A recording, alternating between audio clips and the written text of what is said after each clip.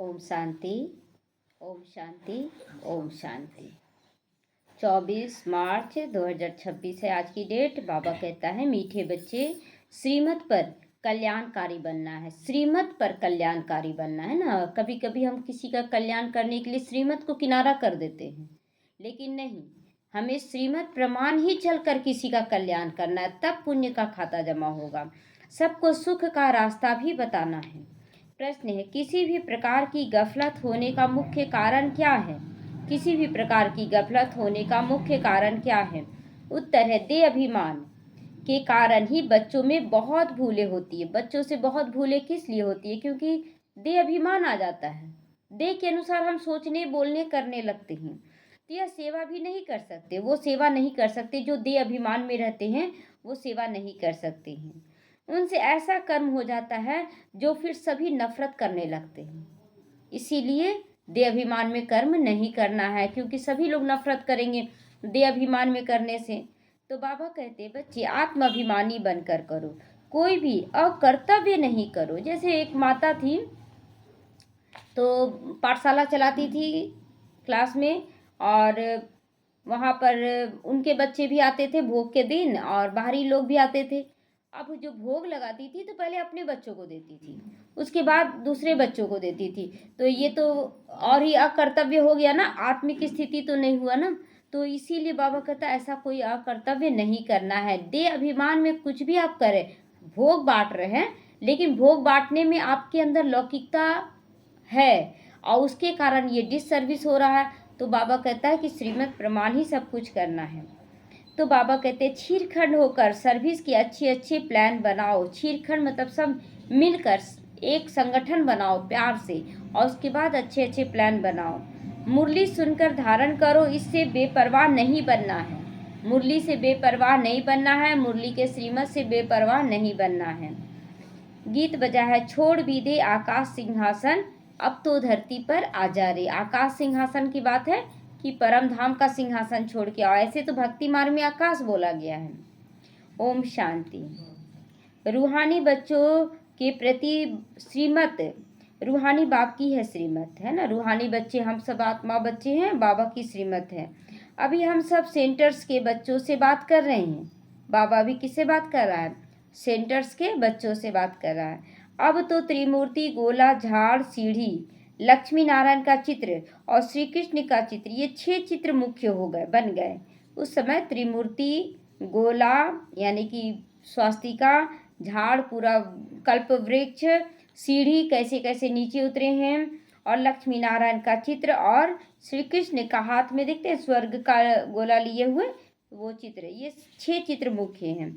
यह जैसे पूरी प्रदर्शनी हो गई, इनमें सारा सार आ जाता है। जैसे नाटक के पर्दे बनाए जाते हैं एडवर्टाइजमेंट के लिए ना, प्रचार के लिए क्या किए जाते हैं, नाटक के लिए पर्दे बनाए जाते हैं। कभी बरसात आदि में खराब नहीं होते हैं। ऐसा पर्दा रहता है वो जो बरसात आदि में भी खराब नहीं होता है। तो ऐसे वह मुख्य चित्र बनाने चाहिए जो खराब ना हो। बाबा ऐसा चित्र बनाने के लिए उस समय, अब तो खैर बहुत तरह का निकल गया जो खराब नहीं होता है। बच्चों की श्रीमत मिलती है, तो बच्चों को श्रीमत मिलती है कि रूहानी सेवा बढ़ाने के लिए, भारतवासी मनुष्यों का कल्याण करने के लिए क्या करना है? छीरखंड होकर चलना है। गाते भी है ना, कल्याणकारी बेहद का बाप है, तो जरूर कोई कल्याणकारी भी होगा ना। तो जिस कारण बाप को आकर फिर कल्याण करना पड़ता है ना। बाबा जो यहाँ मनुष्य आत्माएं आई, वो एक बार आ गए, उसके बाद वो पतित बनती चली गई। तो कोई तो होगा ना जो कल्याण करेगा, तो एक शिव बाबा ही है जो कल्याण करता है, तो फिर उनको आना पड़ता है। तो रूहानी बच्चे जिनका कल्याण हो रहा है वही इन बातों को समझ सकते हैं ना। इन बातों को कौन समझेगा? भगवान आया है, हमारा कल्याण कर रहा है श्रीमत देकर, तो ये बाहर वाले तो मजाक उड़ाएंगे, लेकिन हमारा कल्याण हो रहा है ये हम समझ रहे हैं। तो जैसे हमारा कल्याण हुआ है, फिर हम औरों का भी कल्याण करें। जैसे बाप को भी चिंतन चलता है ना कि कैसे कल्याण करें, युक्तियाँ बता रही हैं। 6x9 साइज की शीट पर यह चित्र बनाने चाहिए। बड़ा बड़ा मतलब चित्र बनाना चाहिए। तो अभी तो बहुत बड़ा बड़ा चित्र प्रदर्शनी, प्रोजेक्टर सब कुछ निकल गया है। तो दिल्ली जैसे शहरों में अक्सर करके बहुत मनुष्य आते हैं, जहाँ गवर्नमेंट की असेंबली आदि होती है। सेक्रेटेरिएट तरफ बहुत लोग आते हैं, वहाँ ये चित्र रखने चाहिए। बहुतों का कल्याण करने अर्थ बाप मत देते हैं। ऐसे टीन पर बहुत चित्र बन सकते हैं। टीन पर बहुत सारे चित्र बनाने हैं और प्रदर्शनी में लगाना है। देही अभिमानी बनकर बाप की सर्विस में लग जाना चाहिए। देही अभिमानी स्थिति क्यों बाबा बोलता है? क्योंकि अगर थोड़ा सा सेवा करते हैं या तो थोड़ा धन लगाते हैं तो देह अभिमान आ जाता है कि हम बहुत अच्छा कर रहे हैं। तो नहीं, हर पल देही अभिमानी। बाबा युक्तियां बता रहा और हमें बस करते चले जाना आत्मिक दृष्टि से। बाप राय देते हैं यह चित्र हिंदी और अंग्रेजी दोनों में बनाने चाहिए। यह 6 चित्र मुख्य जगह पर लग जाने चाहिए। अगर ऐसे मुख्य स्थानों पर लग जाएं तो तुम्हारे पास सैकड़ों समझने के लिए आएंगे, परंतु मनुष्यों में देह अभिमान होने के कारण बहुत भूलें होती हैं। तो ऐसे कोई मत समझो कि मैं पक्का देही अभिमानी हूँ। अभी कोई नहीं समझे कि हम पक्का देही अभिमानी बन गए। गलतियाँ तो बहुत होती हैं, अभी भी सच नहीं बतलाते हो। समझाया जाता है कि ऐसा कोई कर्तव्य नहीं करो जो खराब नफरत लाए कि इनमें तो देह अभिमान है। ऐसा कोई कर्तव्य नहीं करना जिससे बहुत सारे बच्चों में आ जाए कि ये तो ऐसा करते हैं, नफरत करते हैं, नफरत करने लगे हमसे। बहुत ऐसा मतलब बच्चे निकलते हैं ना, तो जो अच्छे से कर्तव्य नहीं कर पाते श्रीमत प्रमाण, तो आस पड़ोस के लोग या परिवार के लोग उनसे नफरत करते हैं। बोलते क्या कभी भी ओम शांति में नहीं जाएंगे, नफरत करने लगते हैं। तो हमें ऐसा कर्तव्य नहीं करना है जो नफरत का बीज बोआ जाए। तुम सदैव युद्ध के मैदान में हो और जगह तो 10-20 वर्ष तक युद्ध चलती है। तुम्हारी माया के अंत तक युद्ध है, माया से अंत तक युद्ध चलती है। देखिए, बाबा के बच्चे जब शुरुआत में निकले तो विरोध बहुत हुआ, बहुत विरोध हुआ, लेकिन बाबा ने अपने बच्चों को सिखाया था कि तुम्हारे द्वारा किसी का अकल्याण ना हो, तुम्हारे द्वारा किसी को दुख ना हो। तुम जवाब दो, लेकिन सीमा में रहकर बहुत अच्छे से जवाब दो। तो इस तरह से बाबा के बच्चे दिए तो परिवार वालों को लगा कि हम इनको बहुत दुख दिए, और लास्ट में फिर जब बच्चों को सेवा में भेजा गया तो परिवार वाले बोले हम भी चलेंगे ज्ञान में, हम भी चलेंगे। तो वही चीज़ है कि जब हम अपने परिवार वालों के साथ व्यवहार अच्छा करें, भल बाबा के अनुसार चल रहे हैं, लेकिन व्यवहार में हमारा कमी नहीं होना चाहिए। परंतु ये सब है गुप्त बातें जिसको कोई जान नहीं सकते हैं कि हम लोग गुप्त रूप से अगर ऐसा व्यवहार अपनाते हैं तो सामने वाले का दिल जीत लेते हैं। लेकिन ये गुप्त बातें नहीं समझ पाते कि जवाब कैसे नहीं देंगे, इतना कड़ा बोल रहा है तो उसके अंदर जहर है, उसको तो दूर करना पड़ेगा ना। बहुत सारा बात लोग बोलते हैं, लेकिन नहीं, हमारा गुप्त चीज चल रहा है विजयी होने का संकल्प। तो गीता में जो महाभारत लड़ाई है वह जिस्मानी दिखाई देती है, परंतु यह है रूहानी, है ना। हम जो लड़ाई लड़ रहे हैं वो है रूहानी, इसलिए हम लोगों का गुप्त होना चाहिए। रूहानी युद्ध है पांडवों की, वह जिस्मानी युद्ध है जो परम पिता परमात्मा से विपरीत बुद्धि में करते हैं। लड़ाई झगड़ा जो मारपीट करते हैं वो विपरीत बुद्धि है, और हम जो लड़ाई करें वो प्रीत बुद्धि में कर रहे हैं, दिलों को जीत रहे हैं, रावण के संस्कारों का विरोध कर रहे हैं, आत्माओं का नहीं। तो तुम ब्राह्मण कुलभूषण ही प्रीत बुद्धि बनते हो। तुमने और संग तोड़ एक बाप की संग जोड़ी है। बहुत बार देही अभिमानी देह अभिमान में आने के कारण भूलें होती हैं, फिर अपना ही पद भ्रष्ट कर देते हो, फिर अंत में बहुत पछताना पड़ता है ना। लास्ट में लगता है कि हम और अच्छा करते तो अच्छा रहता, हम ऐसे क्यों किए। तो कुछ कर नहीं सकोगे, फिर पछताने से क्या होगा, कुछ होगा। बोलते ना कि अब पछतावे होत क्या, जब चिड़िया चुग गई खेत। कौन सा खेत चुग गई, समय का खेत चुग गई, है ना। तो यह कल्प की बाजी है, इसीलिए बहुत अच्छे से हम लोगों को श्रीमत प्रमाण जीतना है। इस समय कोई अकर्तव्य कार्य करते हैं तो कल्पांतर के लिए पद भ्रष्ट हो जाता है, बड़ा घाटा पड़ जाता है, छोटा मोटा घाटा नहीं, बड़ा घाटा पड़ जाता है। तो बाप कहते आगे तुम 100% घाटे में थे कि नहीं। बाबा का बनने से पहले 100% घाटे में चल रहे थे, तभी तो दुख हो रहा था ना। तो क्या बोलते थे कि हम तो अच्छा कर रहे हैं, फिर मेरे साथ अच्छा क्यों नहीं हो रहा है, क्योंकि हम तो ऐसे ही पहले से घाटे में थे। लेकिन कोई कुछ भी बोला, अंदर में बुद्धि में संकल्पों में भावना में गलत सोचने लगे तो और ही कर्जा चढ़ने लगा। जानते ही नहीं थे कि ये सब पाप है। अभी बहुत बच्चे जब तकलीफ में आते हैं, बाबा के बच्चे ही हैं, और तकलीफ में आते हैं बोलते हम तो कोई पाप नहीं किए, और पूरा तबीयत खराब है, और फिर सबको बुला बुला के शिकायत कर रहा है वो आत्मा कि देखो वो ऐसे करा, वो ऐसे करा। उसको समझ में ही नहीं आ रहा ये पाप है शिकायत करना। तो अब बाप 100% फायदे में ले जाते हैं। तो श्रीमत पर चलना है, हर एक कर्तव्य को कल्याणकारी बनना है ना। हर एक बच्चे को कल्याणकारी ही बनना है, सबको सुख का रास्ता बताना है। सुख है ही स्वर्ग में, नरक में दुख। क्यों नरक में दुख है? नरक में दुख क्यों है? मतलब हम बहुत अच्छा कर रहे हैं लेकिन एक खराब कर रहे हैं तो पूरा खराब हो जा रहा है, ऐसा क्यों हो जा रहा है? आप देखिए कि एक पेड़ से माचिस का कितना तीली बना सकते हैं? एक पेड़ से कितना तीली, असंख्य तीली बना सकते हैं ना, बहुत सारा। लेकिन एक तीली से कितना पेड़ जला सकते हैं, है ना। एक पेड़ से 1000 तीली बना सकते हैं, और एक तीली से 1000 पेड़ जला भी सकते। एक तीली से, वही पेड़ से 1000 माचिस का तीली बना, लेकिन उसका एक ही तीली काफ़ी होता है हजारों पेड़ को जलाने के लिए। तो उसी तरह हम 1000 अच्छा अच्छा संकल्प करते हैं, लेकिन अगर एक संकल्प भी गलत किए तो पूरा खराब हो जाएगा, है ना। 1000 संकल्प जो पॉजिटिव किए हैं 1000 संकल्पों को ख़त्म कर देगा एक नेगेटिव संकल्प। इसीलिए बाबा कहता है ना कि अगर किसी के साथ अच्छा करते हो तो बुरा मत करो, एक बुराई पूरा अच्छाई को ख़त्म कर देगा। तो इसीलिए बाबा कहता है सुख में है ही स्वर्ग में क्योंकि सब अच्छा में कर रहे हैं, लेकिन दुख है नरक में, क्योंकि यहाँ पर एक भी गलत संकल्प आपको 1000 पीड़ाएं देगा।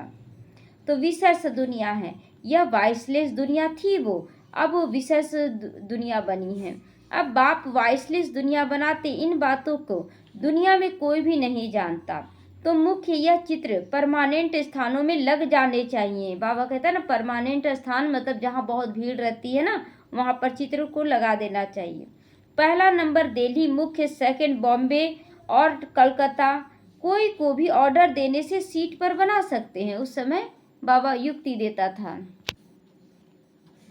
तो आगरा में भी घूमने के लिए बहुत जाते हैं बच्चे। सेवा तो बहुत अच्छी कर रहे हैं, और भी कुछ कर्तव्य करके दिखाएं। बाबा कहता है ना कुछ नया भी करके दिखाओ, कर तो रहे बहुत अच्छा, लेकिन एक लकीर का फकीर बस इतना ही करते रहना है नहीं, और आगे बढ़ना है। आगे बढ़ेंगे तब तो विश्व कल्याणकारी बनेंगे। केवल अपने सेंटर, अपने एरिया, अपने देश, बस इतना तक नहीं, हमें तो विश्व कल्याणकारी बनने का लक्ष्य लेना है। तो यह चित्र बनाने में कोई तकलीफ नहीं है, सिर्फ एक्सपीरियंस, अनुभव चाहिए, एक्सपीरियंस चाहिए। अच्छे बड़े चित्र हों जो कोई दूर से ही पढ़ सके, है ना। बाबा कहता है ना कि कोई दूर से ही पढ़ सके, बड़े बड़े चित्र बनवाने हैं। गोला भी बड़ा बन सकता है, सेफ्टी में रखना पड़े ना, सेफ्टी में रखना पड़े। गोला भी बड़ा बन सकता है, लेकिन बहुत अच्छे से संभाल के उन चित्रों को रखना पड़ेगा जो कोई खराब ना करे। यज्ञ में तो असुरों के विघ्न भी तो पड़ते हैं, क्योंकि यह नई बातें हैं, यह है नई बातें। बाबा कहता है ना ये नई बातें हैं ज्ञान की।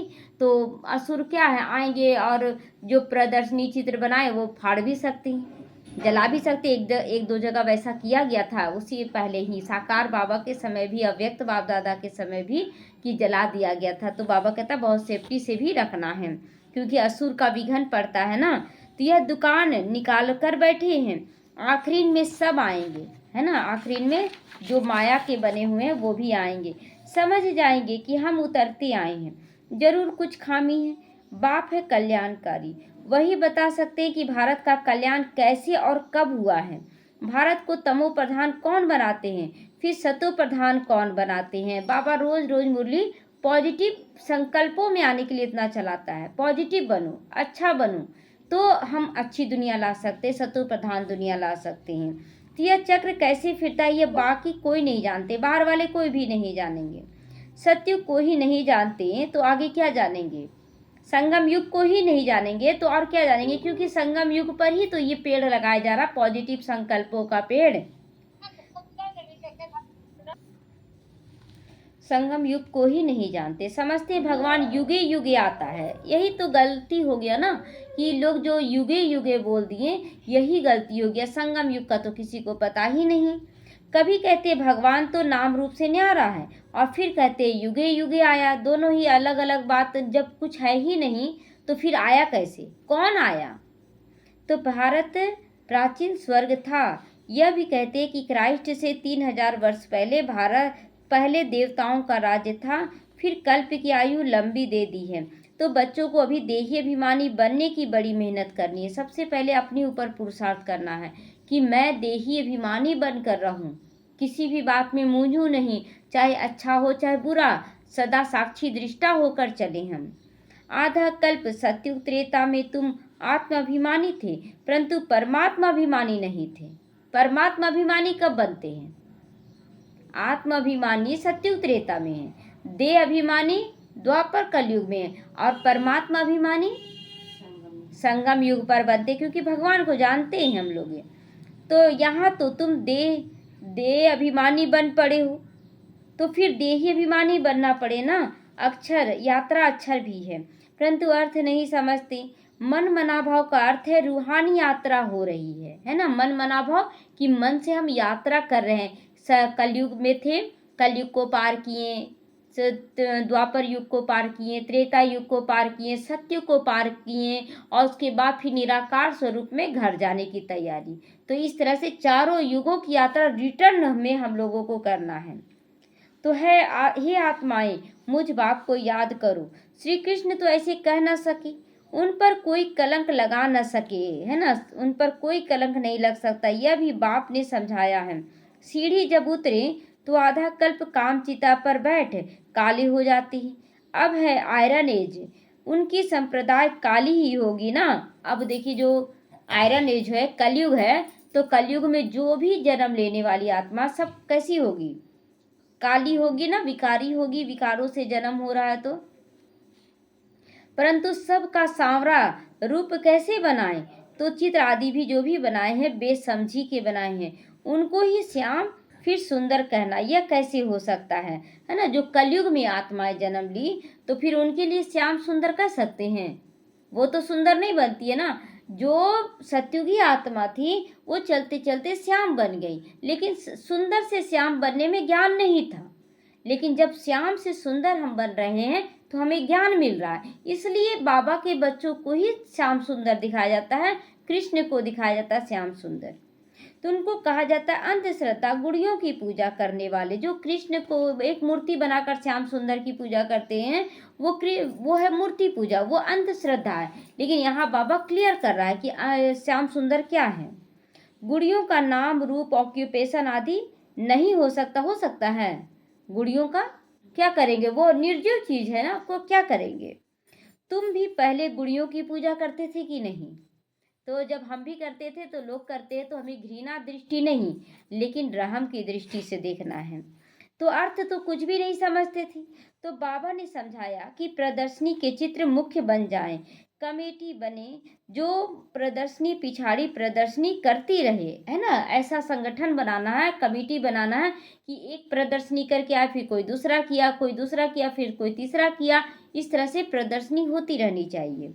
बंधन मुक्त तो बहुत है, कन्याएं तो बंधन मुक्त हैं, वानप्रस्थी भी बहुत बंधन मुक्त है ना। बाबा हर तरह के बच्चों को बोल रहा है कि बहुत सारे बच्चे बंधन मुक्त है, कन्याएं भी हैं, माताएं भी हैं, भाई भी हैं, बंधन मुक्त हैं। तो बच्चों को डायरेक्शन अमल में लाना चाहिए। जो बंधन मुक्त है उन्हें बाबा का हर डायरेक्शन पर चलना है और विश्व का कल्याण करना है।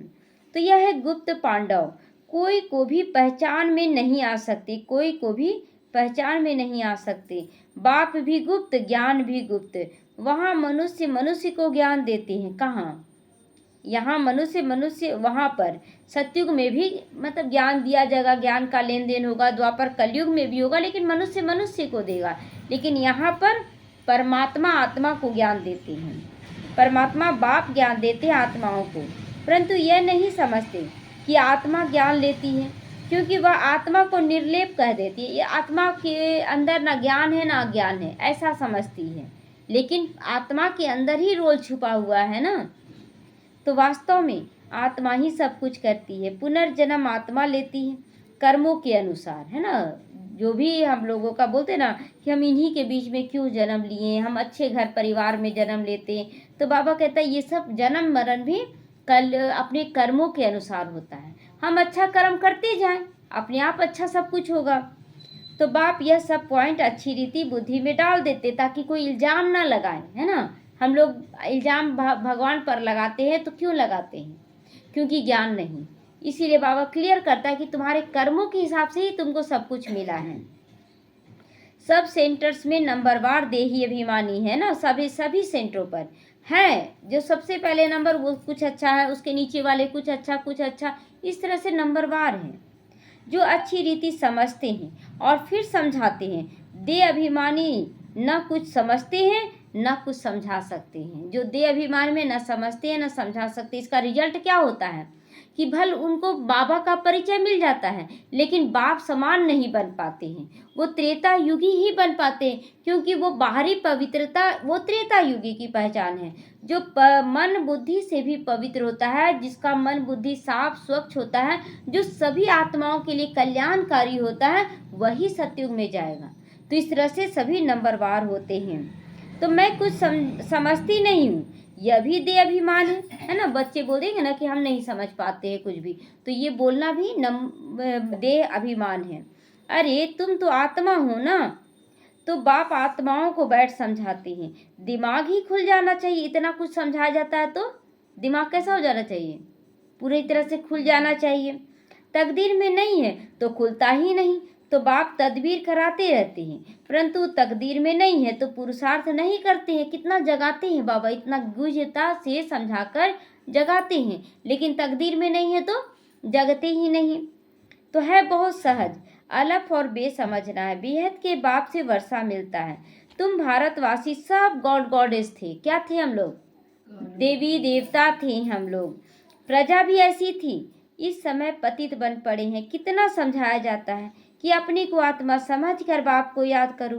बाप कहते बच्चे, हमने तुमको गॉड गॉडेज बनाया, देवी देवता बनाया, तुम अब क्या बन गए हो? बाबा जब सोचिए, अगर कोई अच्छे घर का बच्चा हो और वो भाग गया हो कहीं और एकदम भिखारी बन गया हो, अगर माँ बाप से एकाएक मिल जाए तो माँ बाप को ताज्जुब लगेगा कि नहीं, कि कैसा मतलब कर लिया है ये।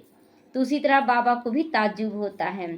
तो यह कुंभी पाक नर्क, कुंभी मतलब देभान का, कुंभी नर्क एकदम पतित बनने का नर्क है ये। विषय वैतरणी नदी में मनुष्य जानवर पंछी आदि सब एक समान दिखाते हैं ना। विषय वैतरणी में सब विकारी बन गए हैं। यहाँ तो मनुष्य और ही खराब बन पड़े, मतलब जानवरों से भी अभी मनुष्य बदतर बन गए हैं। मनुष्यों में क्रोध भी कितना है, लाखों को मार देते हैं। भारत जो वैश्यालय बना, फिर इनको शिवालय शिव बाबा ही बनाते हैं। बाप कितनी अच्छी रीति समझाते हैं ना, डायरेक्शन देते हैं, बच्चे ऐसे करो ऐसे करो, चित्र बनाओ। फिर जो बड़े बड़े मनुष्य हैं उनको भी जाके समझाओ। यह प्राचीन योग, प्राचीन नॉलेज सबको सुनानी चाहिए। हॉल लेकर प्रदर्शनी लगानी भी चाहिए। बाबा तो सेवा के लिए हमेशा बोलता है कि भल किराए पर भी हॉल ले लो, लेकिन प्रदर्शनी का सेवा करो, चारों तरफ से लोगों को बुलाओ। उन्हों को तो पैसे आदि कुछ लेने चाहिए नहीं लेने चाहिए, फिर भी जो ठीक समझो तो किराया लो, है ना। हम लोग भी गए थे ना पिकनिक, याद है, सूर्य मंदिर। जबकि वो हॉल जो बना हुआ था वो पंडित जी तो नहीं बनाए थे, वो तो रेंट पर बना था, लेकिन तब तक बकबक करते रहे वो पंडित जी जब तक उनको पैसा नहीं दिया गया। जब उनको पैसा दे दिया गया कि लीजिए पंडित जी आप भी रख लीजिए, बस देखिए चुपचाप हो गया था। तो यहाँ पर भी वही बाबा कहता है कि थोड़ा बहुत लेते हैं तो ले लो, हालांकि लेना नहीं चाहिए। तो चित्र तो आप देखो, चित्र देखेंगे तो फिर झट पैसे वापस भी कर देंगे। बहुतों का हो जाता, बुद्धि पलट जाता है कि लोग बहुत अच्छा काम कर रहे हैं। जैसे कि राम राज्य मंदिर में गए थे तो वहाँ पंडित जी लोग भी सपोर्ट करने लगे कि ज्ञान आपका बहुत अच्छा है। ये अहंकार नहीं दिखाएं कि हम पंडित हैं, आप लोग ज़्यादा ज्ञान दे रहे, नहीं बोले। तो फिर उनसे पूछे भी थे हम लोग कि आप फिर क्यों नहीं मतलब ये काम करते हैं। बोले देखिए भक्तों को चाहिए भक्ति, इसीलिए हम लोग बैठ जाते हैं, ज्ञान सुने समझे तब ना। तो इसलिए हम लोग का तो ये है, धंधा भी तो है, हम लोग को तो बैठना ही है। तो उन लोग माने इस बात को। तो सिर्फ युक्ति से समझाना चाहिए, अथॉरिटी से। तो हाथ में रहती है ना, अथॉरिटी तो हाथ में रहती है ना, चाहे तो कुछ कर सकते हो। वह थोड़ी ही समझते हैं, विनाश काले विपरीत बुद्धि, तो विनाश को प्राप्त हो गए। पांडवों ने तो भविष्य पद प्राप्त किया, कौरव विनाश काले विपरीत बुद्धि बनकर विनाश को प्राप्त हो गए। तो सो भी राज्य पीछे भविष्य में होगा, अभी थोड़ी होगा, अभी थोड़ी होगा। पांडवों का राज्य भी कब होगा, लास्ट में, मतलब अच्छा सब कुछ होने लगेगा, उसके बाद फिर हम लोग सतयुग में जाएंगे तब मिलेगा राज्य। तो यह मकान आदि सब टूट जाएंगे। अब बाप ने समझाया कि प्रदर्शनी भी करनी चाहिए, खूब अच्छी तरह से कार्ड पर निमंत्रण देना चाहिए। तुम पहले बड़ों को समझाओ तो मदद भी करेंगे, है ना। बाबा कहता है ना, बड़े बड़े आदमियों को, देखिए बाबा हमेशा किया। तो बहुत बच्चे बोलते हैं ना, बड़ों को ज़्यादा पूछा जाता है, नहीं, आप पुरुषार्थ करो, जो भी है, गरीब अमीर यहाँ नहीं है, लेकिन हाँ जो बड़े लोग आएंगे हर तरह से सहयोगी बनेंगे तो बड़ा बड़ा कार्य होगा, बड़ा बड़ा प्रदर्शनी लगा सकेंगे, इसलिए उनको रिगार्ड दिया जाता है। तो बाकी सोए नहीं रहना है, कोई बच्चे दे अभिमान में सोए रहते हैं। कमेटी बनाओ, छीरखंड होकर, मतलब एक मत होकर, सबको छीरखंड माना, जैसे क्या छीरखंड मतलब होता है, जैसे खीर होता है ना, तो खीर में क्या क्या शामिल होता है, दूध, चावल, चीनी सब मिलाकर जब पका देते हैं तो वो बन जाता है, खीर बन जाता है ना। उसी तरह यहाँ पर भी कोई आत्माभिमानी है, कोई ज्ञान अभिमानी है ना, ज्ञान भी बहुत है, किसी के पास योग है, मतलब गर्मी है, और सब तीनों अगर मिला दिया जाए, हम लोग छीरखंड हो जाए तो सेवा बहुत अच्छे से होगा। बाकी मुरली नहीं पढ़ेंगे तो धारणा कैसे होगी। ऐसे बहुत बेपरवाह बच्चे भी हैं, है ना, बेपरवाह बच्चे भी हैं जो मुरली को अनसुना देखा करते हैं। अच्छा, मीठे मीठे सीख लेते बच्चों प्रति माता पिता बाप दादा का याद प्यार और गुड मॉर्निंग। रूहानी बाप की रूहानी बच्चों को नमस्ते। हम रूहानी बच्चों की रूहानी माता पिता बाप दादा को याद प्यार, गुड मॉर्निंग और नमस्ते। नमस्ते, शुक्रिया बाबा, शुक्रिया।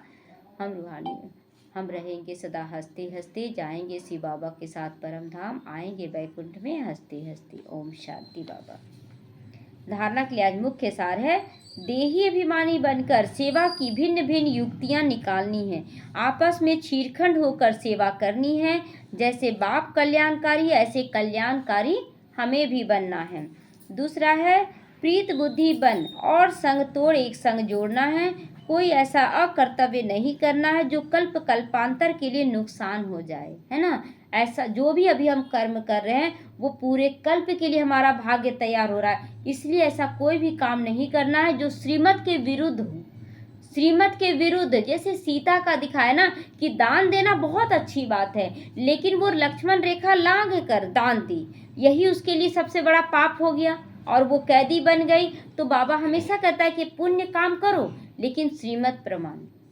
वरदान है, बेहद की वैराग्य वृत्ति द्वारा नष्टो मोहा स्मृति स्वरूप बनने वाले अचल अडोल बनो, है ना। बेहद का वैराग्य धारण करना हमें, और नष्टो मोहा बनकर स्मृति स्वरूप मैं आत्मा हूँ, ये स्मृति स्वरूप परम धाम से आई हूँ, अब घर जाना है, तब अचल अडोल रह पाएंगे। तो जो सदा बेहद की वैराग्य वृत्ति में रहते हैं वो कभी भी किसी भी दृश्य को देखकर घबराते व हिलते नहीं हैं, सदा अचल अडोल रहते हैं, क्योंकि बेहद की वैराग्य वृत्ति से नष्टो मोहा स्मृति स्वरूप बन जाते हैं। अगर थोड़ा बहुत कुछ देखकर अंश मात्र भी हलचल होती है या मोह उत्पन्न होता है तो अंगद के समान अचल अडोल नहीं कहेंगे, है ना। अगर मन में हलचल हो रहा है कि ऐसा तो नहीं होना चाहिए तो ये अंगद के समान नहीं कहेंगे। बेहद की वैराग्य वृत्ति में गंभीरता के साथ साथ रमणीकता भी लेकिन समाई हो, है ना। केवल चुपचाप गंभीर रहे नहीं, हंसना खेलना बोलना भी है। रमणीक होकर हमें परिस्थितियों को पार करना, परिस्थिति को गंभीरता से नहीं पार करना, केवल समस्या का समाधान जरूर करना लेकिन हंसते खेलते। स्लोगन है, राज्य अधिकारी के साथ साथ बेहद के बैरागी बनकर रहना है, यही राज ऋषि की निशानी। राज भी करना है और बेहद का बैराग्य भी रखना है। मातेश्वरी जी के अनमोल महावाक्य, आत्मा कभी परमात्मा का अंश नहीं हो सकती, टुकड़ा नहीं हो सकती, है ना। बोलते हैं चांद का टुकड़ा या परमात्मा का अंश है, क्या टुकड़ा टुकड़ा करके आत्मा निकली है क्या परमात्मा का, नहीं ना। तो बहुत मनुष्य ऐसे समझते हैं कि हम आत्माएं परमात्मा की अंश हैं। अब अंश तो कहते टुकड़े को, तो एक तरफ कहते परमात्मा अनादि है, अविनाशी है, तो ऐसे अविनाशी परमात्मा को टुकड़े टुकड़े कैसे लाते हैं? कैसे लाएंगे उसका टुकड़ा टुकड़ा? तो परमात्मा कट कैसे सकता है? आत्मा तो अजर है, अमर है, तो अवश्य आत्मा को पैदा करने वाला अमर ठहरा ना। तो ऐसे अमर परमात्मा को टुकड़े में ले आना गोया परमात्मा को विनाशी कह दिया। लेकिन हम तो जानते हैं कि हम आत्मा और परमात्मा की संतान हैं, तो हम उनके वंशज ठहरे ना, उनके वंश के ठहरे, तो अर्थात बच्चे ठहरे। फिर अंश कैसे हो सकते? वंश है, अंश नहीं है। इसीलिए परमात्मा के महावाक्य हैं कि बच्चे मैं खुद तो इमॉर्टल हूँ, जागती ज्योत हूँ, मैं दीवा हूँ, मैं कभी बुझता नहीं हूँ, है ना, दिखता नहीं है बाबा। इमॉर्टल है, बिना जागती ज्योत है, दीवा है, कभी बुझता नहीं हूँ, और सभी मनुष्य आत्माओं का दीपक जगता भी है तो बुझता भी है ना। आत्मा दीपक क्या होता है? धीरे धीरे उसकी लौ एकदम कम होने लगती है ना, नाम मात्र की रह जाती, तब ना बाबा घी डालता है। लेकिन परमात्मा सदा जागती ज्योत है, तो उन सबको जगाने वाला मैं, फिर मैं ही हूँ, क्योंकि लाइट और माइट देने वाला मैं हूँ। बाकी इतना जरूर है कि मुझ परमात्मा की लाइट और माइट, आत्मा की लाइट, दोनों में फर्क अवश्य पड़ता है ना। परमात्मा की लाइट और आत्मा की लाइट दोनों में फर्क जरूर है। परमात्मा कहाँ? सूर्य है। हम लोग को बोला था मास्टर लगाकर सूर्य। तो जैसे बल्ब होता है ना, कोई ज़्यादा पावर वाला होता है, कोई कम पावर वाला होता है, वैसे आत्मा भी कोई ज़्यादा पावर वाली है, कोई कम पावर वाली है। फिर आत्माओं का मम्मा कहती है कि आत्माओं में भी कोई कम पावर है, कोई ज़्यादा पावर का है। बाकी परमात्मा की पावर कोई कम या ज़्यादा कभी नहीं होती। तभी तो परमात्मा के लिए कहते हैं ना, अजर अमर अविनाशी है ना परमात्मा, सदा जागती ज्योत है। तो परमात्मा सर्वशक्तिमान है, अर्थात सभी आत्माओं से उनमें शक्ति ज़्यादा है। वही सृष्टि के अंत में आता है। अगर कोई समझे कि परमात्मा सृष्टि के बीच में आता है, अर्थात युगे युगे आता है, तो मानो परमात्मा बीच में आ गया, तो फिर परमात्मा सर्व से श्रेष्ठ कैसे हुआ? क्योंकि जो आत्मा नई जन्म ले रही है वो तो अपनी स्थिति के अनुसार सतो प्रधान होगी, तो फिर बाबा सर्वश्रेष्ठ नहीं हो पाएगा ना। वो भी पावन आत्मा आई, जैसे द्वापर की भी आत्मा आई, तो अभी संपूर्ण पावन बना के ही ले जाया जा रहा सभी आत्माओं को, तो वो पुरुषार्थ करके नहीं जा रही ना, इसीलिए वो सतयुग में नहीं आएगी, त्रेता में नहीं आएगी, लेकिन पावन तो सब बन रही है। तो जब आएंगे वो द्वापर में तो पावन होकर ही आएगी। तो उस समय अगर भगवान आ जाए तो फिर वो पावन, वो भी आत्मा और पावन बाबा भी, तो अंतर क्या रहेगा? तो अगर कोई कहे कि परमात्मा युगे युगे आता है, तो क्या ऐसा समझे कि परमात्मा घड़ी घड़ी अपनी शक्ति चलाता है? ऐसे सर्वशक्तिमान की शक्ति इतने तक है। अगर बीच में ही अपनी शक्ति से सबको शक्ति अर्थात सद्गति दे देवे, तो फिर उनकी शक्ति कायम होनी चाहिए ना। फिर दुर्गति क्यों प्राप्त करते? द्वापर के बाद कलयुग क्यों आ जाता है? दुर्गति क्यों हुआ? तो इससे साबित होता है कि परमात्मा युगे युगे नहीं आता है, अर्थात बीच बीच में नहीं आता है। वो आता है तो कल्प के अंत और सत्य आदि में आता है, सत्युग के आदि के समय में ही एक ही बार आता है, और अपनी शक्ति से सभी आत्माओं की सद्गति करता है। केवल अपने बच्चों का सद्गति नहीं, सबकी सद्गति करता है। जब परमात्मा ने इतनी बड़ी सेवा की है तो उसका यादगार बड़ा शिवलिंग बनाया, तो इतना पूजा जाता है, तो अवश्य परमात्मा सत्य भी है, चैतन्य भी है और आनंद स्वरूप भी है ना। आनंद स्वरूप है, तभी तो हम लोगों को आनंद का वर्षा दे रहा है। अच्छा, ओम शांति। अव्यक्त इशारे। निश्चय की फाउंडेशन को मजबूत करो, सदा निर्भय और निश्चिंत रहो। व्यर्थ संकल्प व संशय की मार्जिन होते हुए भी, है ना, मतलब ऐसा कोई परिस्थिति आ गया जिसमें व्यर्थ चल जाता है या नेगेटिव चल जाता है, तो ऐसा मार्जिन होते हुए भी समर्थ संकल्प चले कि सदा बाप हमारा रक्षक है, कल्याणकारी है। क्या सोचना उस समय कि बाबा है ना बैठा, कुछ नहीं गलत होगा, सब अच्छा होगा। तो इस निश्चय की विजय अवश्य होती है। तो क्वेश्चन मार्क का टेढ़ा रास्ता न लेना, सदा कल्याण की बिंदी लगा दो, चाहे कैसी भी परिस्थिति हो। Full stop. इसी विधि से हर बात सहज भी होगी और सिद्धि भी प्राप्त करोगे, क्योंकि संकल्प बर्बाद नहीं होगा, है ना, व्यर्थ में नहीं जाएगा, नेगेटिव में नहीं जाएगा। तो इसीलिए बाबा कहते हैं कि वैसे संकल्प सिद्ध भी हो जाते हैं। ओम शांति।